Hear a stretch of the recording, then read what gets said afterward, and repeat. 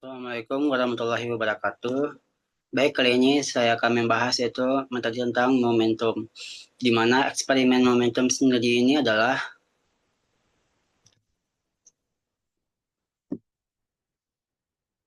untuk menandakan konsep dalam fisika yang menggambarkan hasil dari perkalian massa dan kecepatan suatu benda. Jadi, semakin besar massa dan kecepatan suatu benda, maka akan semakin pula besar momentumnya.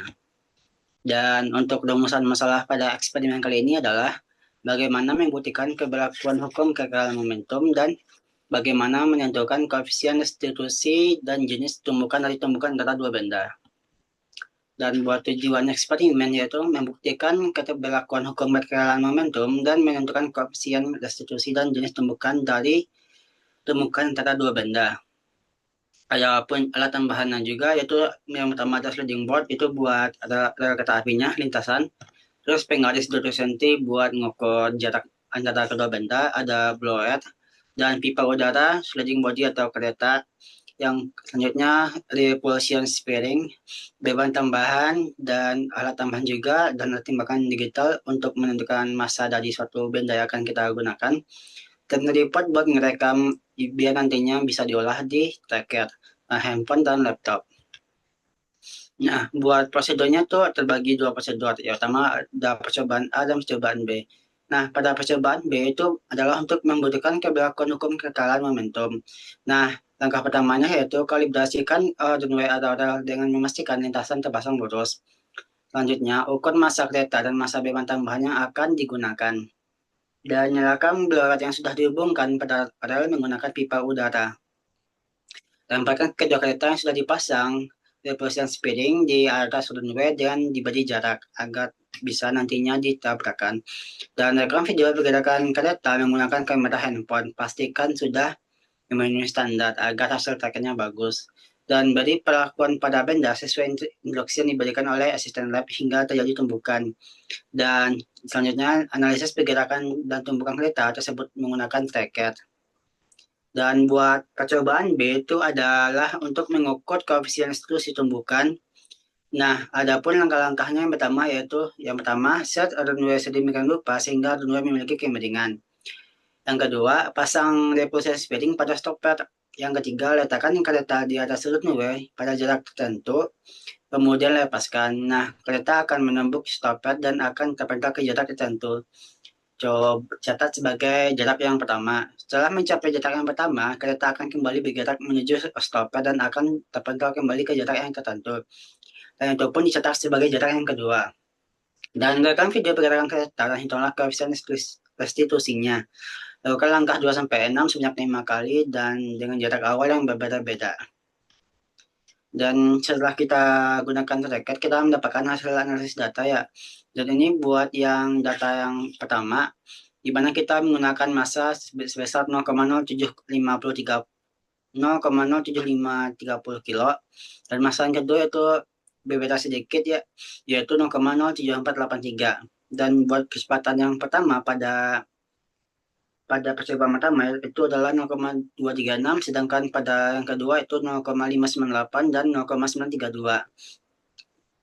Dan kecepatan terakhirnya ya adalah 0,160 meter per sekon, 0,584 meter per sekon, dan 0,877 meter per sekon. Dan buat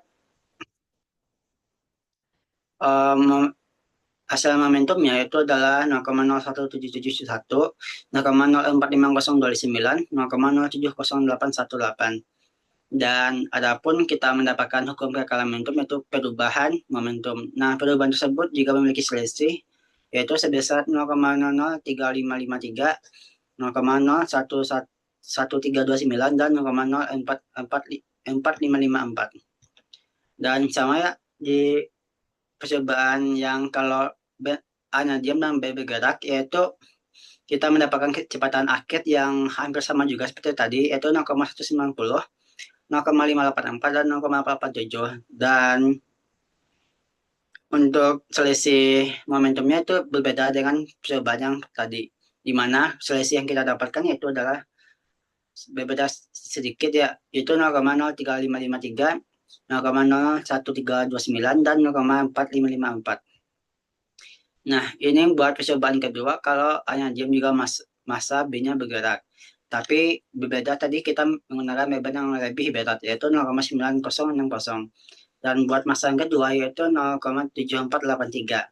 Di mana kita mendapatkan kecepatan akhirnya yaitu 0,305, 0,611 dan 0,698. Dan kita juga mendapatkan selisih momentum pada ketiganya itu yaitu adalah 0,08706, 0,013984, 0,015175. Dan ini juga sama percobaan ketiga di mana adian bergerak ditambah massa, di mana tadi kalau masa yang pertama itu lebih berat, sekarang masa masa M2-nya yang lebih berat, di mana kecepatan akhir yang didapatkan juga tidak berbeda jauh, yaitu sekitar 0,375, 0,608, 0,657. Serta perbedaan momentum juga semakin kecil dari percobaan yang sebelumnya, di mana selisihnya itu adalah 0,000237 dan 0,005215 dan 0,005919. Dan ini juga buat yang data B, di mana kita tadi kan memvariasikan jarak. Jadi jarak yang kita pakai itu ada 1,5, 1,4, 1,3, 1,2, dan 1,1. Dengan masa yang sama, dengan jarak yang pertama juga berbeda, di mana kita memakai jarak yang pertama itu 0,883, 0,57, 0,824, 0,744, dan 0,713. Di mana jarak yang kedua itu adalah 0,590, 0,571, 0,552, 0,511, 0,432. Di mana kita mendapatkan koefisien restitusi yang tidak berbeda sangat jauh, artinya mungkin ini nilai koefisien restitusinya itu adalah sama ya, tetapi karena ada perbedaan, ada nilai ketidakpastian, jadi ini relatif sama gitu. Walaupun ada data yang kelima itu berbeda cukup jauh. Tapi ini masih kita anggap karena ada 4 data yang masih mendekati, jadi nilai koefisien restitusinya bisa bisa dipastikan. Nah, kesulitan poinnya adalah pada percobaan A, jika mengacu pada teori hukum kekalahan momentum, momentum benda sebelum pertumbukan akan sama dengan momentum benda setelah pertumbukan. Akan tapi pada hasil eksperimen kali ini yang diperoleh menunjukkan nilai yang memiliki selisih. Meskipun demikian, percobaan kali ini berhasil membuktikan bahwasannya hukum kekalahan momentum berlaku pada air track linear ini karena selisihnya pun juga tidak terlalu besar gitu, tetapi malah sangat kecil. Jadi bisalah dipastikan gitu. Dan hal itu pun merupakan ketidakpastian nanti percobaan yang dapat ditoleransi. Jadi kesalahan itu pun tidak mencapai 10%.